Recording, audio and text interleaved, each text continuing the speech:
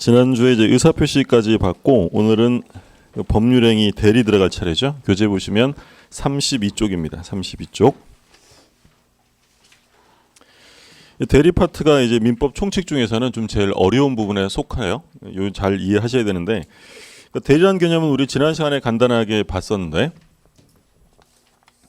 대리하면 이렇게 항상 삼면 관계가 나오고요. 갑이 있고 을 병이 있는데, 갑이 본인, 을이 대리인, 그리고 이제 대리인과 거래한 사람을 이제 우리가 상대방이라고 부릅니다. 그래서 대리인이 법률 행위를 하게 되면 그 법률 효과는 누구한테 직접 가냐면 바로 이제 본인에게 귀속이 된다라고 했죠. 그러면 대리라는 것은 행위를 하는 사람과 효과를 귀속받는 사람이 같다는 거예요, 다르다는 거예요? 그렇죠. 얘가 야, 내 아파트 좀 팔아줘라고 대리권을 줬더니 얘가 이제 매매 계약을 한 거예요. 그러면 이 매매 계약의 효과는 을한테 가는 거예요, 본인한테 가는 거예요?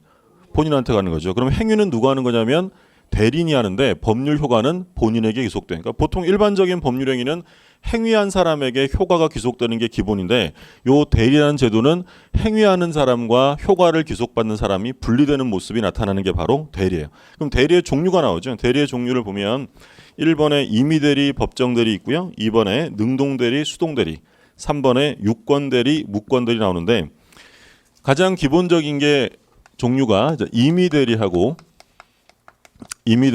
법정대리의 구별이 가장 기본입니다. 그러니까 임의대리는 보통 이제 뭐라고 하냐면, 임의대리는 사적 자치의 확장이다라는 말을 써요. 그러니까 사적 자치를 넓혀준다라는 개념이고, 법정대리는 확장이라기보다는 보충의 개념으로 작용을 합니다. 보충한다, 보완한다 이런 건데, 그러니까 임의대리라는 건 말 그대로 안 해도 되는데, 자기가 직접 해도 되는데 임의적으로 대리인을 선임한 것을 말해요. 그러니까 갑이 을에게 대리권을 수여한 거죠. 그럼 대리권을 수여한 걸 우리가 뭐라고 부르냐면 수권행위다라고 해요. 대리권의 수여. 그러면 원래는 갑이라는 사람이 자기가 직접 법률행위를 할 수도 있는데, 뭐 시간이 부족하거나 기타 다른 문제 때문에 대리인을 선임해서 대리인이 행위를 하게 하고 효과만을 귀속받는 거죠. 그러니까 원래 이런 단면적인 법률 관계가 임의대리 제도를 통해서 이런 삼면 관계로 넓혀진다라고 해서 사적 자치의 확장, 넓힌다라는 거죠. 그럼 임의대리란 말이 나오려면 반드시 본인이 대리인에게 뭘 한 거예요? 수권이에요, 수권. 그래서 우리가 앞으로 수권행위 이런 말 나오면 얘는 무조건 임의대리가 돼요. 또는 뭐 대리인을 선임했다 이런 말을 쓰면 얘는 무조건 임의대리다. 그럼 법정이라는 건 뭐의 줄임말일까요? 법률 규정. 법률 규정의 줄임말이죠. 그럼 법정 대리는 본인이 선임한 게 아니라 어디서 규정을 하고 있는 거냐면 바로 법률 규정에서 대리인으로 만들어 둔 것. 이것을 이제 법정 대리라고 불러요.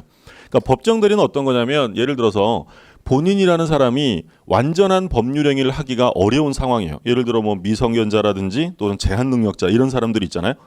그러면 미성년자 같은 경우에는 잘 아시겠지만 자기가 완전한 행위를 할 수 없으니까 누가 대신 해줍니까?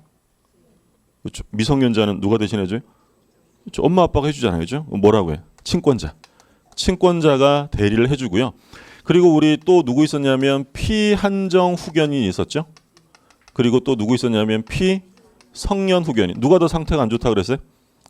얘가 상태가 피성년이 더 안 좋다고 했고, 그러면 피한정 후견인이나 피성년 후견인도 정상적인 법률 행위를 할 수가 없으니까 누가 대리를 해주냐면 얘는 후견인이 해주는 거예요. 후견인. 그러니까 1순위는 이제 배우자가 1순위가 되는 거예요.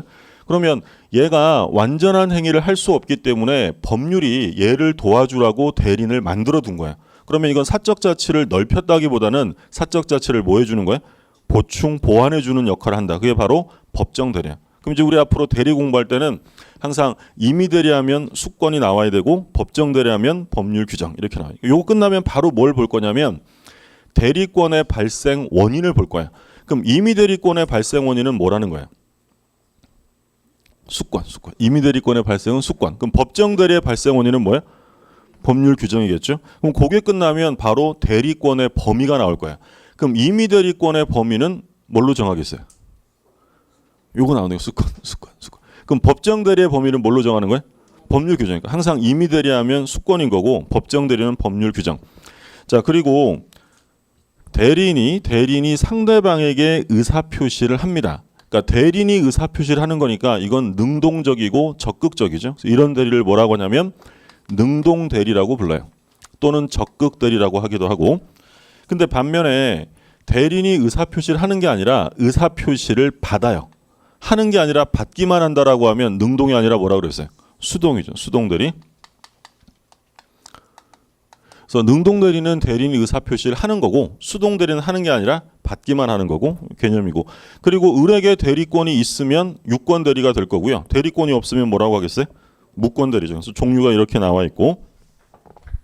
자, 그다음에 오른쪽에 보면 대리권이 나오는데 대리권의 의의와 발생 원인인데 의의가 나오는데요. 의의에서는 한 가지 확인하실 점은 셋째 줄에 대리권은 권리가 아니라 뭐라고 보냐면 권한, 자격이라는 거죠. 대리권은 권리가 아니라 권한으로 보는 것이 통설이다. 발생 원인은 말씀드린 것처럼 법정 대리는 법률 규정이고요. 임의 대리는 수권 행위를 통해서 이루어지게 된다.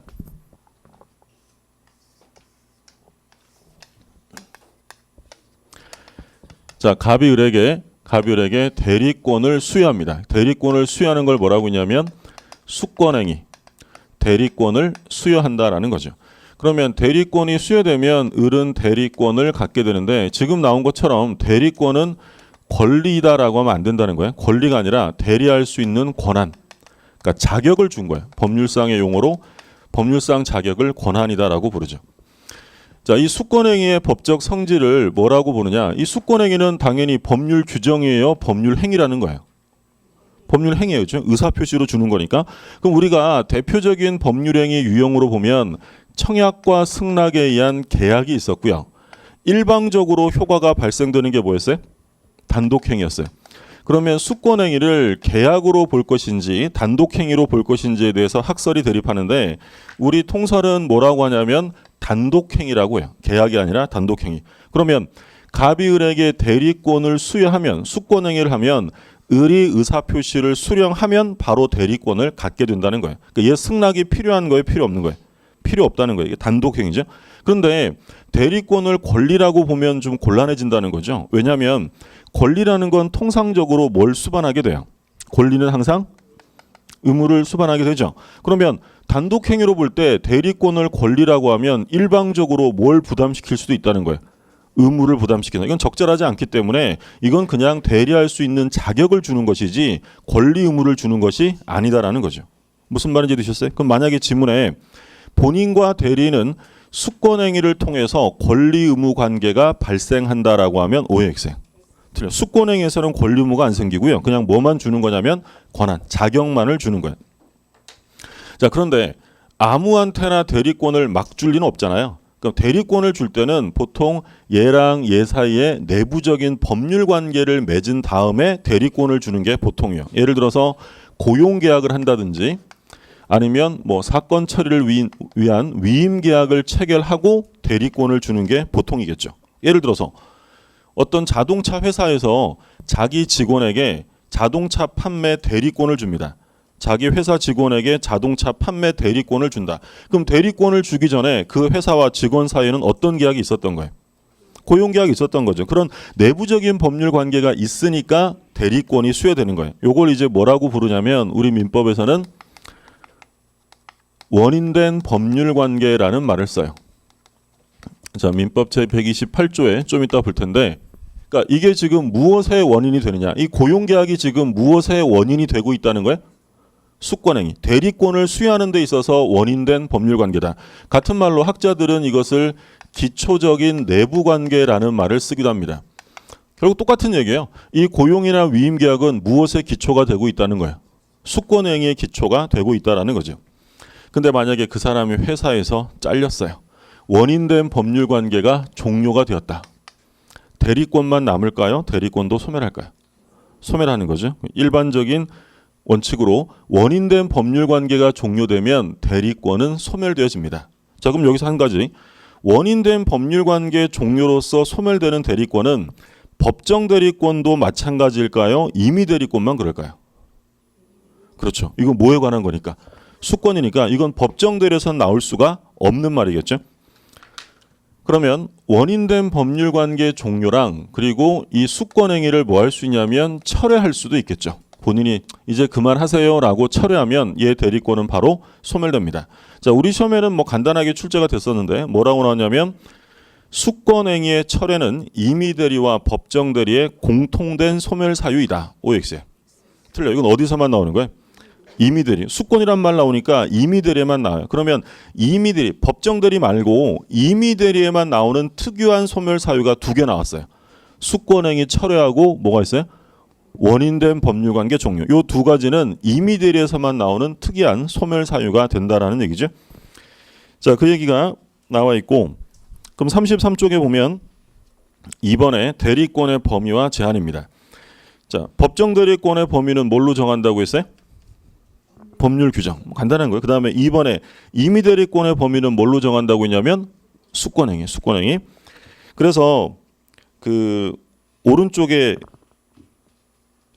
보조단에요. 그 설탕 3개 있는 거 있죠. 대리권 범위 문제라고 해서 1, 2, 3, 4, 5가 나와 있는데 여기서 2번, 3번, 5번 중요합니다. 2번, 3번, 5번. 그러니까 쉽게 생각하시면 돼요. 암기하실 내용은 아니고 대리권이 예를 들어 수여되었다면 그 수여된 대리권 범위 내에 포함되는 권한은 인정이 되는 거겠죠. 그럼 예를 들어서 매매 계약을 한다고 생각을 해보세요. 그 책 봐봐야 그 중요한 내용이 안 나와요. 저를 보세요. 저를. 자, 매매 계약이라는 건 뭐예요? 매매 계약이라는 건 재산권을 넘겨주고 뭘 받는 거예요? 돈 받는 거예요. 재산권 넘겨주고 돈 받는 거. 그러면 매매 계약이라는 것은 당연히 대금을 받을 내용이 포함되어 있는 거죠. 그럼 매매 계약에 대리권이 있다. 대금 수령할 권한이 있다는 거예요, 없다는 거예요? 당연히 있는 거예요. 또한 더 나아가서 매매 계약에 포괄적 대리권이 있는 사람은 매매 대금 지급기를 연기해 줄 권한 또한 있어요. 어차피 돈 받는 거니까. 그러면 너 가서 돈 좀 받아와라 라고 대리권을 줬어요? 가가지고 면제해 주고 올 권한이 있을까요, 없을까요? 상식으로 생각하시면 야, 너 돈 좀 받아와 이랬더니 대리인이 가가지고 면제 이러고 옵니다. 돼요, 안 돼요? 안 돼. 이거는 반대되는 권한이잖아요. 그러니까 매매계약 속에 당연히 돈 받는 게 포함되는 거니까 돈 받을 권한이 있지만 돈 좀 받아오라고 그랬더니 면제를 해줄 권한은 없는 거예요. 자, 2번 보세요. 2번. 매매계약을 체결할 대리권을 수여받은 대리는 특별한 사정이 없는 한 중도금이나 잔금을 수령할 권한도 있다. 3번. 매매계약 체결과 이행에 대한 포괄적 대리권자는 매매대금 지급기를 뭐 할 수 있어요? 연기해 줄 권한도 있다. 그러니까 2번, 3번랑 같이 묶어서 이해를 하시면 돼요. 돈 받을 권한도 있고 연기해 줄 권한도 있다. 그런데 4번에 보면 대여금을 수령할 대리권에는 대여금 일부를 면제해 줄 권한은 포함되지 않는다. 돈 받아오라고 했더니 면제해 준다? 이런 건 안 돼요. 자, 5번 중요하다고 했는데 5번 보면 금전 소비대차 계약. 소비대차 계약은 우리 지난주에 본 것처럼 이거 뭐 하는 계약이라고 했어요? 빌리는 거예요. 빌려 쓰는 계약. 금전 소비대차 계약 및 담보 설정의 대리권을 가진 경우에 담보 설정 후 계약 해제권은 대리권 범위에 포함되지 않는다. 계약 체결하라고 했더니 체결된 계약을 해제할 권한이 있느냐? 계약 체결과 해제는 포함되는 거예요? 반대되는 권한이에요? 반대되는 거예요. 그런 권한은 포함되지 않아요. 그럼 이것뿐만 아니라 마찬가지로 매매계약 체결의 대리권이 있었다. 매매계약 체결의 대리권이 있었다면 체결된 계약을 해제할 권한이 있어요, 없어요? 그런 건 없어요. 그렇죠? 반대되는 권한은 인정하지 않는다. 그래서 이 판례 입장들은 뭐 자주 출제가 되는 거니까 확인해 두시고. 근데 이제 문제는 권한을 수권행위에서 정하면 되는데 정하지 않은 경우가 생겨요. 그럼 정하지 않으면 어떻게 할 건지 그 법조문이 나오죠. 118조입니다. 118조. 권한을 정하지 아니한 대리는 다음 각 호의 행위만을 할 수 있다. 자, 1호 보존행위.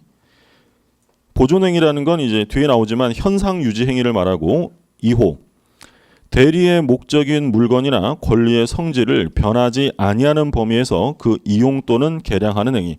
그러니까 이용 개량 행위는 성질이 변하지 않는 범위 내에서만 가능하다라고 돼 있죠. 그러니까 지금 대리권의 범위인데 법정 대리권의 범위는 뭘로 정한다고 했냐면 법률 규정으로 정해요. 법률로 정하고 두 번째 임의 대리인의 대리권의 범위는 뭘로 정하냐면 수권행위 해석을 통해서 정하게 됩니다. 근데 이제 문제는 이 수권행위에서 별도의 정함이 없다라는 거예요. 그럼 이때는 이제 118조 지금 방금 읽은 이 조문이 나오는 거죠. 그러면 이 118조라는 이 조문은 수권행위에서 범위를 정했다면 적용되는 거예요? 적용되지 않는 거예요? 적용 안 해요. 수권행위에서 정하지 않았을 때만 나오는 거예요. 그러니까 요것은 보충적인 규정입니다. 보충 규정. 자, 1호에서 뭐가 나왔냐면 보존행위가 나왔고요. 보존행위. 그리고 2호에서는 이용 또는 개량하는 행위.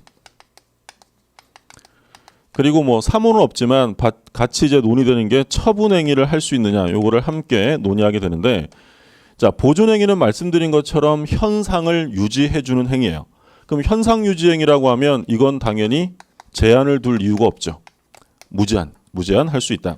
그럼 보통 이제 현상 유지라는 건 어떤 거냐면, 예를 들어서 본인의 가옥을 수선해주는 계약. 가옥을 수선한다는 건 뭐예요? 현상을 유지한다는 거죠. 또는 미등기 부동산을 등기해 주는 것. 교재 다 나와 있어요. 그냥 보시고 이해만 하시면 돼요. 또는 본인의 채권의 소멸시효를 중단해 주는 경우, 이런 것들이 이제 보존행위고 무제한할 수 있어요. 그럼 여기서 우리 처음 보는 단어가, 생소한 단어가 하나 있죠. 뭐예요? 소멸시효라는 거예요. 소멸시효. 소멸시효는 공식적인 시험 범위는 아니기 때문에 그냥 개념만 아시면 돼요. 그러니까 시간의 효력이에요. 시간이 흐르면서 어떤 효력이 생기는 거냐면 권리가 소멸되는 효과가 생긴다. 이것을 소멸시효라고 불러요. 그러니까 권리를 일정 기간 행사하지 않으면 그 권리는 시효로서 소멸하게 됩니다. 보통 이제 법 격언 중에서 어떤 격언이냐면 권리 위에 자는 자는 보호받지 못한다라는 말이 있어요. 그러니까 예를 들어서 갑이라는 사람이 을한테 돈을 1억 원 빌려줬는데 1억에 그러면 채권이 있죠. 그러면 이 채권을 일정 기간 행사 안 하면 이 채권은 어떻게 된다는 거예요?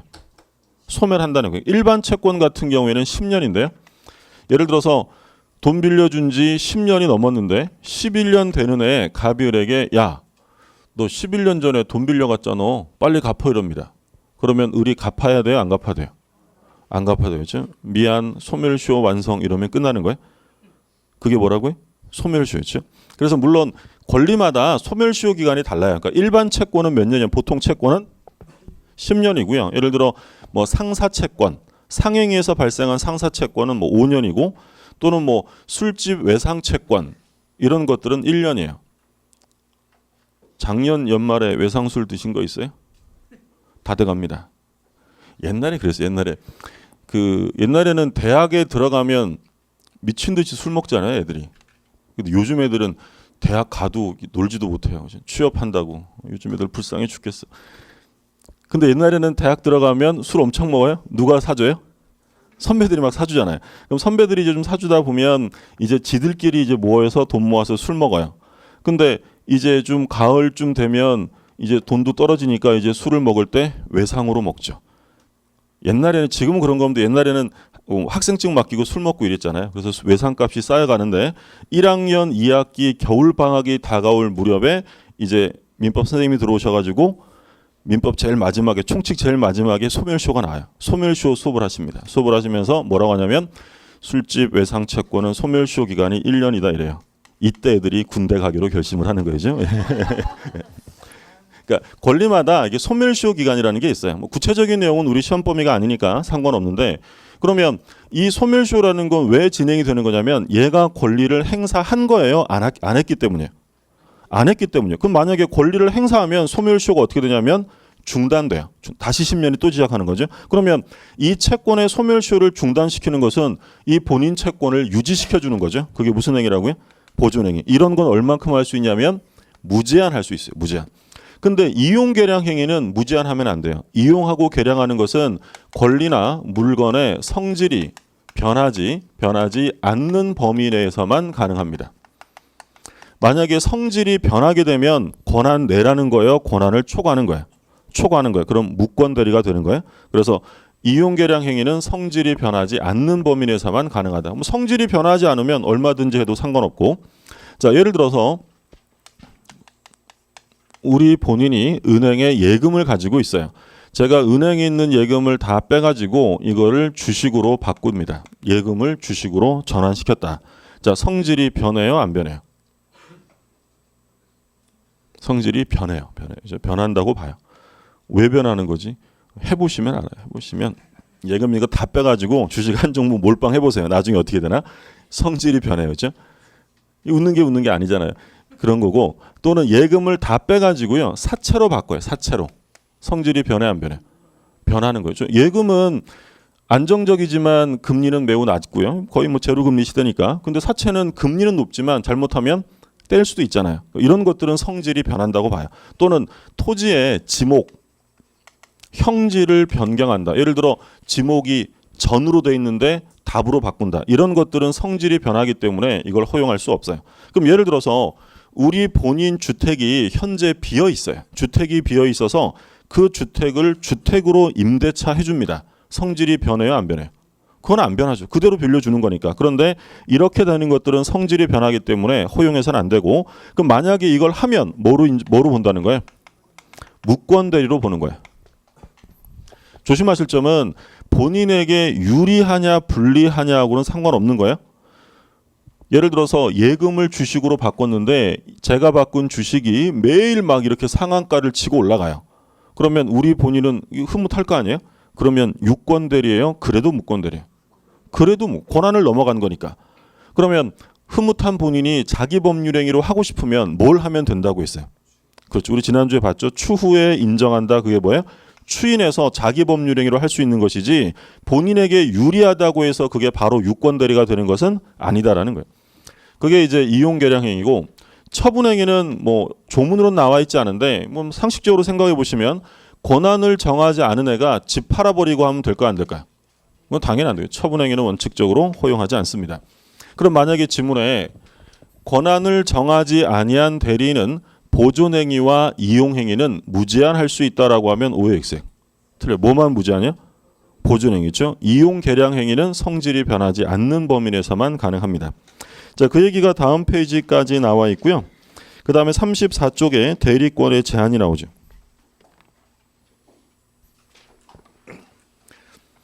대리권 제한은 두 가지가 나오는데 1번에 자기계약과 쌍방대리 금지가 있고 오른쪽에 2번에 보시면 공동대리가 있어요.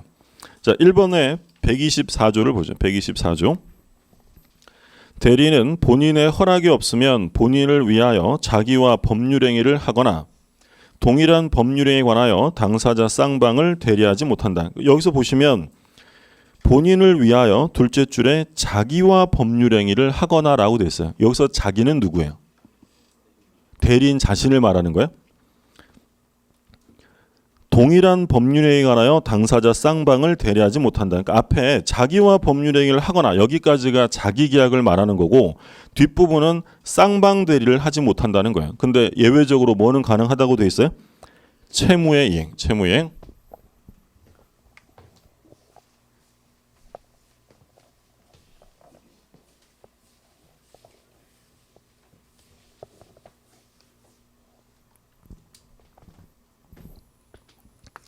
대리권의 제한. 대리권의 제한은 지금 두 가지를 본 거예요. 뭐가 있었냐면 자기계약, 쌍방대리 금지. 124조에 규정되어 있고 바로 뒤에 이제 공동대리의 제한이 나올 거예요. 공동대리 119조. 근데 지금 법조문 읽어보셨는데 자기계약 쌍방대리는 금지되는데 예외적으로 허용되는 경우가 있어요. 허용되는 경우. 언제 허용된다고 돼 있어요? 채무의 이행. 그리고 앞에 본인의 허락이 없으면 하지 못한다고 있으니까 당연히 뭐가 있으면 되는 거예요? 허락이 있으면 되죠. 첫 번째, 본인의 허락이 있거나 두 번째, 채무의 이행은 할 수 있다라고 돼 있습니다. 근데 본인의 허락했다는 건 이건 뭐 설명할 것도 없는 거고 여기서 조심하실 점은 채무의 이행인데요. 채무의 이행이라고 해서 모든 채무를 이행할 수 있는 건 아니고 여기서 말하는 건 다툼이 없는 채무. 다툼이 없는 채무, 즉 완성된 채무를 말합니다. 만약에 그 채무가 이행되어서 본인에게 피해가 새롭게 발생할 수 있는 거면 그건 허용해 줄 수 없다라는 거죠. 자, 예를 들어서 볼게요. 갑이 있고 을이 있고 병이 있는데 자, 갑이 본인이고 을이 대리인입니다. 갑이 대리인한테 야, 나 아파트 좀 팔아주라 라고 대리권을 줍니다. 자, 그러면 자기계약이라고 하면 이 아파트를 누가 사는 거예요? 자기가 사는 거예요. 그게 자기계약이죠. 그러면 대리행위를 할 때는요, 의사결정을 하는 사람이 본인일까요? 대리인일까요? 예를 들어 매매계약을 해요. 그럼 매매계약을 한다. 대리인이 매매계약을 하면 의사결정은 본인이 하는 거예요? 대리인이 하는 거예요? 대리인이 하는 거예요. 의사결정은.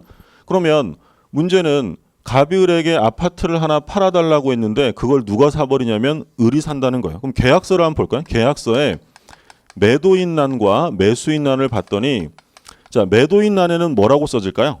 누가 파는 거예요? 갑인데 누가 팔아줘요? 을. 그러면 매도인란에는 갑의 대리인 을 이렇게 써지겠죠? 매수인란에는 을이에요. 그럼 누가 혼자 하는 거예요? 을이 혼자 자기 집에 누워서 혼자 계약서 쓰고 가격 결정 자기가 혼자 하잖아요. 그럼 누가 피해를 볼 염려가 있어요? 갑. 이런 건 허용해서는 안 된다는 거예요.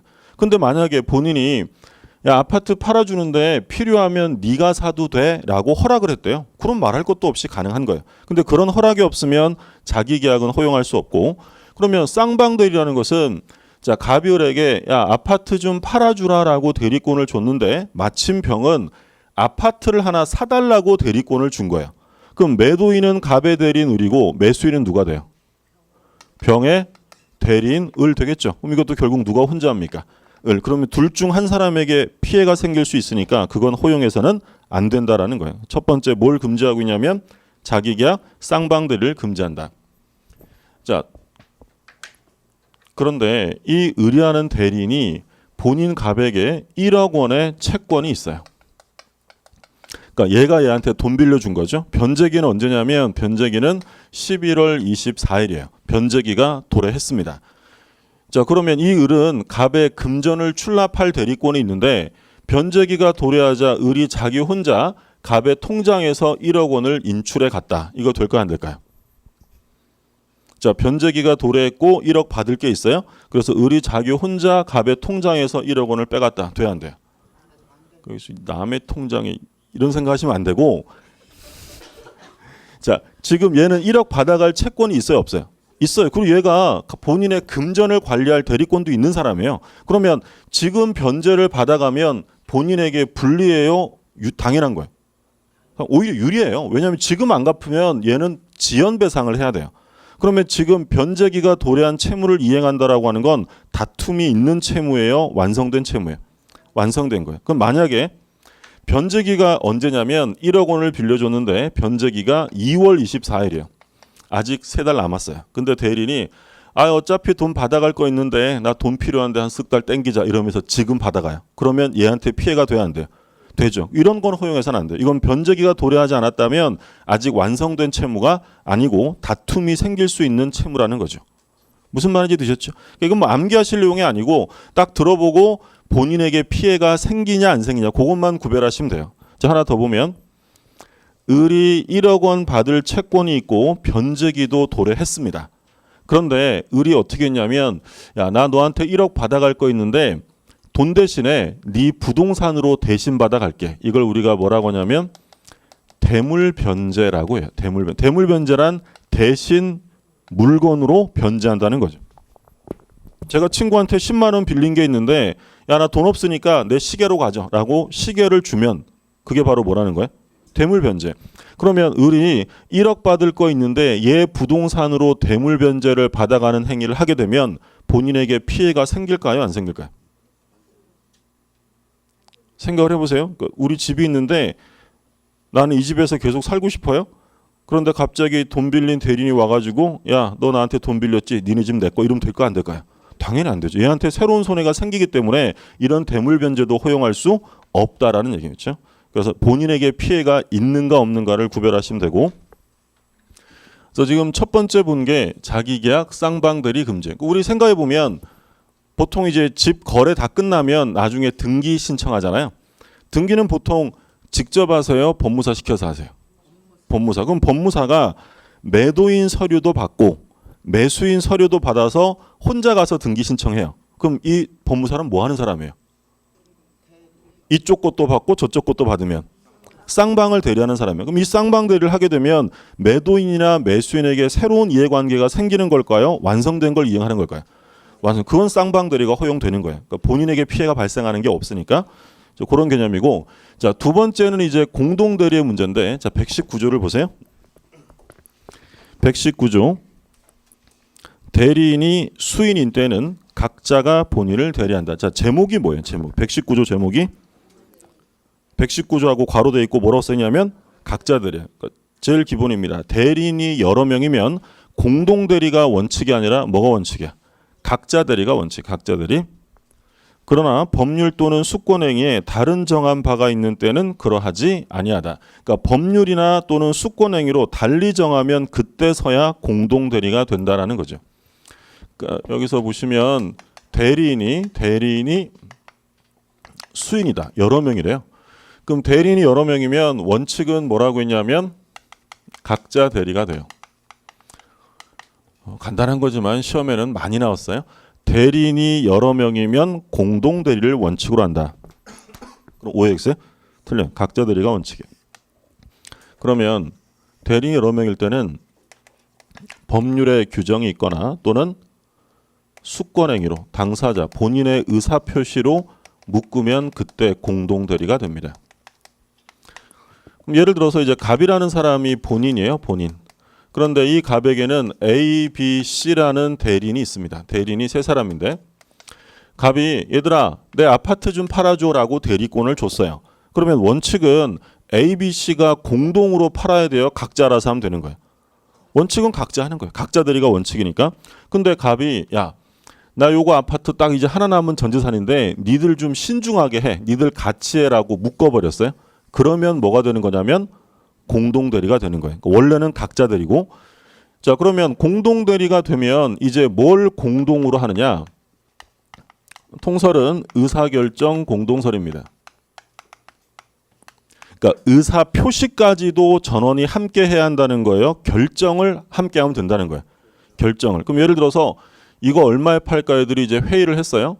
A는 2억에 팔자, 얘는 3억에 팔자, 얘는 4억에 팔자라고 했는데 결국 3억에 팔기로 의사를 결정합니다. 그러면 이 의사결정 공동으로 했죠. 그럼 표시는 다 같이 해야 돼요. 표시는 아무나 해도 되는 거예요. 그건 상관없는 거예요. 자 그러면 이 ABC라는 대리인이 을이라는 상대방에게 3억에 팔겠다는 의사표시를 합니다. 자, 의사표시를 한다. 이게 무슨 대리라고 했어요? 대리인이 상대방에게 하는 거를 능동대리라고. 능동대리. 그렇죠? 그러면 능동대리의 경우에는 의사결정을 상대방이 하는 거예요? 대리인이 한 거예요? 대리인이 한 걸 얘한테 의사표시하는 거잖아요. 그러니까 당연히 공동으로 해야 돼요. 그런데 이번에는 상대방이 대리인에게 의사표시를 합니다. 그럼 얘들은 대리는 의사표시를 받는 거죠. 무슨 대리예요? 수동대리. 수동대리. 그러면 수동대리의 경우에는 의사결정을 하는 사람이 대리인이에요? 상대방이에요? 상대방이 한 걸 얘들이 받기만 하는 거잖아요. 그러면 대리인이 받기만 하는 거니까 본인 보호라는 측면에서 볼 때 받을 때도 다 같이 받아야만 본인이 보호되어 받는 건 혼자 받아도 똑같은 거야. 얘가 야 니네 본인 거 내가 3억에 산다라고 얘가 의사표시를 한 게 수동대리죠. 그러면 3억에 산다는 의사결정은 얘가 하는 거잖아요. 그러면 우르르 다 같이 받으면 내용이 바뀔까요? 아니에요. 어차피 의사표시를 받기만 하는 게 수동대리니까 받는 건 공동으로 받든 각자 받든 내용이 달라질 수는 없는 거예요. 그러면 공동대리의 제한이 있어도 수동대리는 공동으로 해야 돼요. 각자에도 상관없다는 거예요. 각자에도 상관없다라는 거죠. 이해되셨어요? 예. 그러니까 능동대리는 의사결정을 누가 한다고요? 대리인이 의사결정해서 표시하는 거잖아요. 그러면 혼자 결정해도 돼요? 다 같이 해야 돼요? 다 같이 해야 돼요. 근데 수동대리는 의사결정을 상대방이 하는 거고 대리인들은 그냥 받기만 하는 거예요.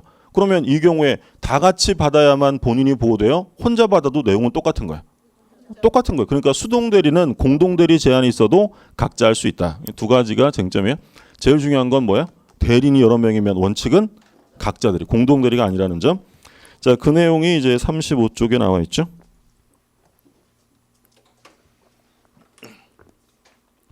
그 다음에 대리권의 소멸. 자, 127조입니다. 요거는 뭐 어쩔 수 없이 암기하셔야 돼요. 대리권의 소멸사유인데, 그러니까 127조는 임의대리, 법정대리의 공통된 소멸사유, 공통소멸사유. 대리권은 다음 각 호에 어느 하나에 해당하는 사유가 있으면 소멸된다. 제1호 본인의 사망. 본인이 사망하면 뭐 대리는 필요가 없죠. 자, 2호 대리인의 사망, 성년 후견의 개시 또는 파산. 자, 본인은 사망만 있고요. 대리는 세 가지가 나와요. 대리인이 사망했다. 그럼 말할 것도 없고, 그 다음에 성년 후견 개시입니다. 성년 후견 개시. 아까 피성년 후견인하고 피한정 후견인하고 누가 더 상태가 안 좋다고 했어요? 피성년. 그렇죠. 그러면 만약에 한정 후견이 개시되면 대리권은 소멸해요? 소멸하지 않는 거예요? 소멸하지 않아요. 성년 후견 개시가 되어야 소멸한다는 거고, 그리고 파산. 파산되면 대리권은 소멸합니다.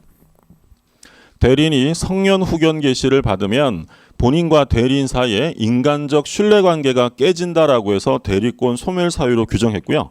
대리인이 파산하면 본인과 대리인 사이에 경제적 신뢰관계가 깨진다라고 해서 대리권 소멸 사유로 둔 거예요. 그러면 본인은 뭐만 나온다고요? 본인은 만약에 본인의 성년 후견 개시 이런 말 나오면 돼, 안 돼? 안 돼. 본인은 사망만 나오고 대리인은 세 가지. 대리인은 사망, 성년 후견 개시, 파산. 예전에는 성년 후견 개시를 뭐라고 불렀다고 했냐면 금치산이라고 했다고 했죠. 옛날에는 그래서 뒤에서부터 그냥 외우면 파김치 사망 이렇게 외웠었어요. 그죠? 근데 지금은 이제 김치가 아니라 성년 후견 개시예요. 그래서 본인은 사망, 대리는 사망, 성년 후견 개시, 파산. 자, 128조 보세요. 임의대리의 종류. 그러니까 127조는 공통된 소멸 사유고 128조는 어디에서만 나오는 거냐면 임의대리. 그럼 아까 두 개 봤잖아요. 뭐하고 뭐 있었어요? 네, 조문을 보죠. 128조 보면 법률 행위에 의하여 수여된 대리권. 이게 바로 임의대리권이죠. 전조의 경우 외. 전조는 뭐야? 127조 공통소멸 사유죠. 본인의 사망, 대리인 사망, 성년 후견 개시, 파산. 그러니까 이거 이외에 그 원인된 법률관계 종료에 의하여 소멸한다. 한 가지 나왔고 또 두 번째는 뭐가 있었죠? 수권행위 철회. 그래서 원인된 법률관계 종료에 의하여 소멸한다. 법률관계 종료 전에 본인이 수권행위를 철회한 경우에도 같다. 그럼 임의대리에만 나오는 특유한 소멸 사유는 두 개예요. 원인된 법률관계 종료하고 수권행위의 철회. 이 두 가지는 임의대리에만 나옵니다. 뭐 지금부터 뭐 외우시려고 막 색칠해서 외우실 필요 없어요. 또 보고 또 보면 저절로 익숙해지니까 의미만 좀 이해해 두시고. 자, 다음 페이지 볼게요. 36쪽입니다. 자, 36쪽에 대리행위 현명주의가 나오는데 현명주의 114조 제1항 대리인이 그 권한 내에서 본인을 위한 것임을 표시한 의사표시는 직접 본인에게 대하여 효력이 생긴다. 그러니까 직접 귀속이 된다라고 돼 있고, 그럼 일단 권한 내에서라고 돼 있죠. 권한을 넘어가면 뭐가 되는 거예요? 무권대리가 되는 거예요. 권한 내야 되고, 그리고 본인을 위한 것임을 표시한이라고 돼 있어요. 그걸 뭐라고 하냐면 현명이라고 해요. 현명. 현명이라는 것은 이름을 드러낸다. 내가 대리인이다라는 사실을 드러내야 한다는 거예요. 현명해야 되고, 그래서 현명을 하면 본인에게 효력이 생기는데 어떻게 효력이 생긴다고 돼 있냐면 직접이라고 돼 있어요. 그러니까 대리인에게 갔다 가는 게 아니라 바로 간다는 거죠. 그러니까 우리가 공부하는 대리는 간접 대리라는 거예요, 직접 대리라는 거예요. 직접 대리요. 본인에게 바로 귀속이 되죠. 자, 2항. 전항의 규정은 대리인에게 대한 제3자의 의사표시에 준용한다. 자, 2항은요. 대리인에게 대한 제3자의 의사표시라고 돼 있어요. 그럼 의사표시한 사람이 대리인이에요? 제3자예요? 천천히 읽어보시면 누가 의사표시한 대리인이 한 거예요? 제3자가 한 거예요? 제3자. 대리인에게라고 돼 있잖아요. 그러면 제3자가 한 의사표시를 대리인이 받는 거죠. 그럼 이건 무슨 대리예요? 수동대리예요. 그러면 수동대리의 경우에도 효과는 누구한테 직접 귀속된다는 거예요? 본인에게 직접 귀속이 된다라는 거죠. 그러니까 수동대리도 성질이 허용되는 범위에서는 능동대리에 관한 규정을 그냥 적용하겠다, 준용하겠다라는 거고,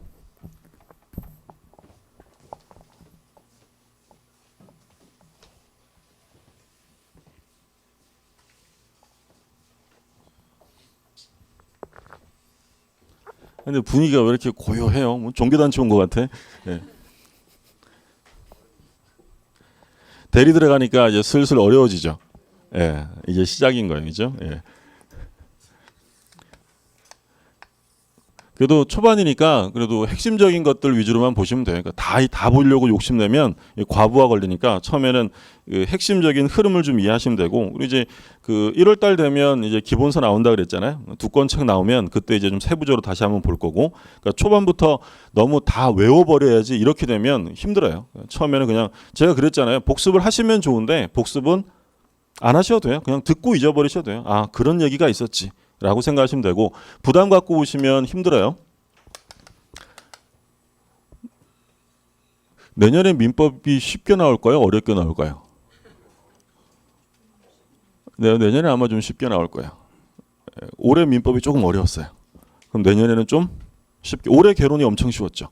그럼 내년 개론은 어려울 가능성이 크겠죠. 그 개론은 범주가 굉장히 넓어요. 개론은. 그러니까 개론이에요. 예. 근데 민법은 어려봐야 그냥 민법인 거예요. 법조문이나 판례 갖고 내는 거니까. 그러니까 범주로 따진다면 사실 개론은 굉장히 넓은 거기 때문에 그게 양이 많은데, 근데 민법은 예전부터 그랬어요. 한 해가 쉬우면 한 해는 어렵고 이런 식으로 이제 갔는데, 시험이 이제 공식적으로 이제 정상적으로 보는 게 14회 때부터 이전까지는 굉장히 시험이 쉬웠어요. 근데 14회부터 이제 본격적인 궤도에 올라갔다가 15회 때는 뭐 미쳤죠. 15회 때는 난이도가 너무 올라갔어요. 민법만 어려운 게 아니라 개론도 어려웠고요. 2차도 다 어려웠어요. 난리가 났어요. 난리가. 이때 데모했었잖아요. 전국에서 여의도로 집결했었어요. 버스 타고. 뉴스에도 계속 나오고. 저도 그때 노량진에서 강의할 때인데 노량진에서 띠두르고요. 그 가도 행진해가지고 모든 수강생과 함께 여의도 가고 그랬어요. 난리가 나서 이때 합격자가 0.0 몇 프로 나왔어요. 다 꽈락, 전부 다 꽈락. 거의 합격생이 거의 없었다고 보면 돼요. 그래서 이제 어쩔 수 없이 합격생이 너무 안 나오니까 15회를 받고 15회 추가 시험을 본 거예요. 그럼 15회 추가 시험은 어려웠겠어요? 쉬웠겠어요? 당연히 좀 쉬웠겠죠. 쉽고 16회도 좀 쉬었다가 17회부터 이제 등락을 거듭하는 거예요. 한 해가 쉬우면 한 해가 어렵고, 그리고 이제 반대로 개론이 민법이 어려웠으면 개론은 쉽고, 이렇게 이제 가는 거죠. 근데 민법이 2년 연속 평이했었어요. 개론이 민법이 그 2년 연속 평이하다가 올해 어려웠고 개론이 올해 좀 쉬웠어요. 그럼 내년에 어떻게 될 가능성이 커요? 민법은 조금 쉬워질 거고 개론은 좀 어려워질 가능성이 크다는 거지. 네가 책임질래 하는 눈빛으로 보시지 마세요. 그죠? 예. 그러니까 너무 막 어렵다, 막 이게 어려운 거 공부하시지 마시고요. 항상 말씀드린 것처럼 중요하다라는 거 위주로 반복적으로 보셔야 돼요. 자, 을이라는 사람이 대리인이고 병이라는 상대방과 법률행위를 했다. 근데 이 본인 갑에게 효과를 귀속시키기 위해서는 뭘 하라고 돼 있냐면 현명을 해야 돼요. 현명. 그러니까 현명이라는 것은 대리인임을 드러내라는 거예요. 그러니까 보통 이 현명이라는 것은 무엇을 의미하냐면 본인을 위해서라는 것을 의미해요. 이때 본인을 위해서라는 것은 무슨 본인의 이익을 위해서라는 개념은 아니에요. 그러니까 이득이든 손해이든 어쩔 수 없는 거니까 본인을 위해서라는 건 본인에게 그 법률 효과를 귀속시키겠다는 의미인 거예요. 자, 그러면 이 현명을 할 때는 어떤 특정한 방식의 제한이 있을까요? 없을까요? 방식의 제한. 없어요. 우리 공부하는 데는 다 방식의 제한이 없어요. 그럼 보통은 어떻게 현명하냐면 갑의 대리인 을입니다. 이렇게 하는 게 보통의 방식이에요. 근데 꼭 이런 방식을 취할 필요는 없어요. 그럼 말로 하면 돼야 안 돼요? 말로 하면. 상관없어요. 그러니까 어떠한 방식이든지 간에 우리 판례가 얘기하는 건 어떠한 방식이든지 간에 상대방이 이자가 대리인임을 인식할 수 있을 정도면 충분하다라는 게 판례예요. 근데 만약에 얘가 현명을 안 하고 계약서에 꼴랑 자기 이름만 적습니다. 계약서에 을만 적었어요. 그럼 이건 누구의 법률행위가 되는 거예요? 대리인 자기의 법률행위가 되는 거예요. 근데 이런 사건이 있었어요. 대리인이 계약서에 자기 이름을 적었는데 본인이 자기에게 작성해 준 위임장을 제시한 사건이에요. 위임장을 제시하면서 자기 이름으로 계약을 했다. 요건 자기 행위일까요? 대리 행위일까요? 대리 행위예요. 자기 이름을 썼어도 위임장을 제시했다라고 하면 상대방이 얘가 대리인 거 당연히 아는 거예요. 어떠한 방식이라도 상관없다라는 거죠. 그런데 이런 거 아무것도 안 하고 꼴랑 자기 이름만 적으면 어떻게 되느냐? 자, 115조를 보세요. 115조. 36쪽의 맨 밑에 115조. 대리인이 본인을 위한 것임을 표시하지 아니한 때에는 그 의사 표시는 자기를 위한 것으로 본다. 자, 누구를 위한 거예요? 자기 대리인 자신을 위한 것으로, 그리고 본다라고 돼 있어요. 본다. 추정이라는 게 있고요. 용어상으로 간주라는 게 있어요. 간주는 우리 민법이 뭐뭐로 본다라고 표현합니다. 그럼 추정한다, 간주한다는 것은 느낌은 비슷해요. 그렇게 인정하는 거예요. 근데 추정과 간주 중에서 어떤 게 더 강력하게 느껴지세요? 간주. 이게 훨씬 더 강력해요. 추정이라는 것은 반대 사실만 상대방이 입증하면 바로 깨트려져요. 근데 간주되는 걸 깨려면 소송으로만 깰 수 있어요. 이게 훨씬 더 강력한 거예요. 그러면 얘가 현명을 안 하면 대리인 자신의 법률행위로 추정하는 정도가 아니라 아예 어떻게 해버리겠다는 거예요. 간주해버리겠다. 네가 책임을 져야 한다는 거예요. 나중에 현명 안 한 건 나의 착오였어요. 이런 거 가지고 취소 인정해주지 않아요. 책임을 져야 한다는 거죠. 근데 이제 문제는 현명하지 않았다고 해서 언제나 대리인 자신의 법률행위가 되는 것은 아니에요. 단서조항이 있잖아요. 단서조항에 뭐라고 되어 있냐면 셋째 줄에, 조문의 셋째 줄에, 그러나 상대방이 대리인으로서 한 것임을 알았거나 알 수 있었을 때는 전조 제1항의 규정을 준용한다. 그러니까 전조 제1항이니까 직접 본인에게 효력이 생긴다라는 거죠. 만약에 지문에 이렇게 나왔어요. 대리인이 현명하지 않고 한 법률행위는 언제나 대리인 자신의 법률행위가 된다. 요거 OX예요. 틀려요. 언제나가 아니라는 거예요.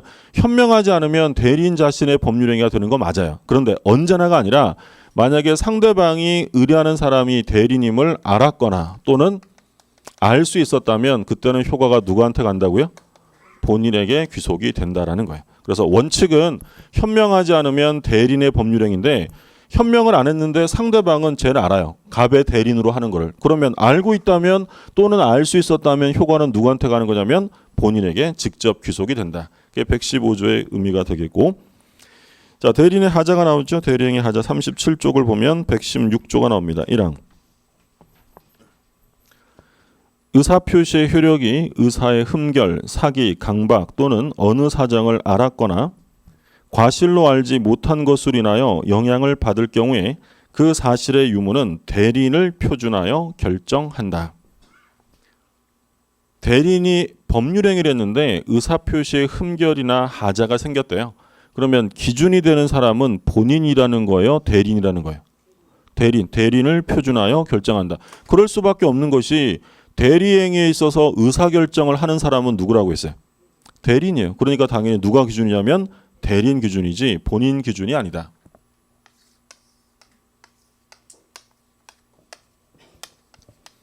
자, 을이 대리인인데 을과 병이 계약을 했는데 예를 들어서 본인 갑은 착오가 있었어요. 그런데 대리인은 착오가 없었습니다. 자, 그러면 취소할 수 있어요, 없어요? 취소할 수 없어요. 누가 기준이니까? 대리인. 본인이 착오가 있었다. 이거는 항상 꼬드기는 지문이에요. 유혹하는 거고 얘는 볼 필요가 없고요. 누구만 보는 거예요? 대리인만 보는 거예요. 왜냐하면 의사결정을 한 사람은 누구니까? 대리니까. 무슨 말인지 아셨죠? 또 봐요. 병이 갑에게 사기를 치고 병이 본인에게 사기를 치고 을과 매매 계약을 체결합니다. 취소할 수 있어요, 없어요? 취소할 수 없어요. 이건 유혹하는 거예요. 병이 을에게 사기쳤다는 말이 없으면 그건 취소 사유가 될 수 없는 거예요. 누구만 보는 거예요? 대리인만. 이해되셨어요? 될 때까지 보는 거예요. 될 때까지. 자, 병이 을에게 비진이 표시를 했어요. 비진이 표시. 근데 비진이 표시를 했는데, 자, 비진이 표시는 원칙이 뭐예요? 원칙이 유효. 언제 무효가 돼요? 상대방이 알았거나 알 수 있을 때. 근데 얘가 비진이 표시를 했는데 이 본인 갑이라는 사람은 선이 무과실이에요. 비진이라는 걸 전혀 몰랐어요. 근데 대리는 비진임을 알고 있었어요. 자, 이 병은 이 의사표시의 무효를 주장할 수 있을까요? 없을까요? 비진이 표시가 무효다. 지금 이게 무효다라고 주장할 수 있겠죠. 얘는 보는 거 아니에요. 얘가 비진임을 알았죠. 알 수 있었으면 뭐가 돼요? 무효가 되는 거예요. 되셨어요? 자, 그러면 이번 시험에도 나왔어요. 이번 시험에 나왔는데 뭐 나왔냐면 이중매매가 나왔는데, 자, 이중매매는 원칙이 유효였어요, 무효예요? 원칙은 유효. 언제 무효가 된다고 했냐면 제2매수인이 뭐 하면? 적극 가담하면, 적극적으로 유혹하면 그때는 반사회적 무효죠. 그런데 적극 가담한 사람이 누구였냐면 대리인이었어요. 본인은 그 사실을 몰랐대요. 본인은 몰랐는데 대리인이 적극 가담했다. 그러면 본인이 몰랐으면 유효예요? 그래도 무효예요? 그래도 무효예요. 누구를 보는 거니까? 대리인 보는 거니까. 누구만 보면 된다고요? 대리인만 보면 돼요. 어렵지 않아요. 본인 어쩌고 저쩌고 하는 건 그냥 꼬드기는 거고. 자, 그럼 이거 하나 또 보죠. 병이라는 사람이 부동산을 하나 가지고 있는데 이 을과 병이 매매 계약을 합니다. 근데 이 부동산에 하자가 있어요. 하자. 그럼 정상적인 물건을 판 것이 아니라 하자 있는 물건을 팔았죠. 그럼 우리가 이제 계약법에 가서 공부할 텐데, 하자 있는 물건을 샀다면 그 하자에 대한 책임, 그 책임을 뭐라고 하냐면 담보 책임이라고 해요. 하자 담보 책임을 물을 수 있어요. 근데 하자 있는 물건을 샀을 때 담보 책임을 물으려면 하자가 있다는 걸 뻔히 알고 산 사람도 물을 수 있을까요? 모르고 산 사람이 묻는 걸까요? 모르고. 알고 사면 물을 수 없도록 규정돼 있어요. 근데 본인은 이 부동산에 하자가 있다는 걸 알고 있는 지의 상태였고요. 대리는 여기에 하자가 있다는 걸 모르는 부지의 상태였습니다. 담보 책임 물을 수 있어요, 없어요? 물을 수? 이제 맞출 때 됐는데 누구만 본다고요? 대리인. 그럼 얘 몰랐잖아요. 그럼 담보 책임 물을 수 있는 거죠, 이제. 마음이 아프네. 얘는 보는 거 아니라니까요. 얘만 보면 돼요. 물론 여기서 담보 책임을 묻는다라고 하면 을이 물을까요? 묻는 건 본인이 묻는 거예요. 왜냐하면 모든 효과는 누구한테 가니까?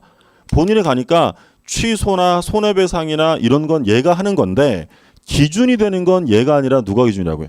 대리인 기준이다라는 거였죠. 그래서 다른 건 볼 필요 없고 뭐만 보는 거냐면 본인이 어쩌냐를 보는 게 아니라 대리인이 사기당했다 그래야 취소하는 거고, 대리인에게 착오가 있어야 취소하는 거지 본인하고는 아무 상관 없다라는 거예요. 정리되셨습니까? 네. 그래서 시험에 잘 나오는 게 백사조예요. 백사조는 불공정 행위였죠. 불공정 행위는 뭘 이용해야 한다고 했냐면 궁박, 경솔 또는 무경험인데, 여기서 궁박, 경솔, 무경험으로 나눌 때 궁박은 누가 기준이 되냐면 궁박은 본인 기준이에요. 경솔, 무경험은 대리인 기준이고. 그러니까 다른 것들은 전부 다 누가 기준이냐면 대리인 기준인데, 불공정 행위에서 궁박은 누가 기준이라고요? 본인. 그래서 여기 시험에 잘 나오겠죠. 나머지는 전부 다 누구 기준이냐면 대리인 기준이다. 그래서 원칙을 본 거예요. 원칙은 대리인이 의사결정했다라고 하면 누구만 보시라고 했냐면 대리인만 봐요. 자, 근데 2항을 보죠. 2항. 특정한 법률 행위를 위임한 경우에 대리인이 본인의 지시에조차, 자, 핵심어는 본인이 지시를 했어요.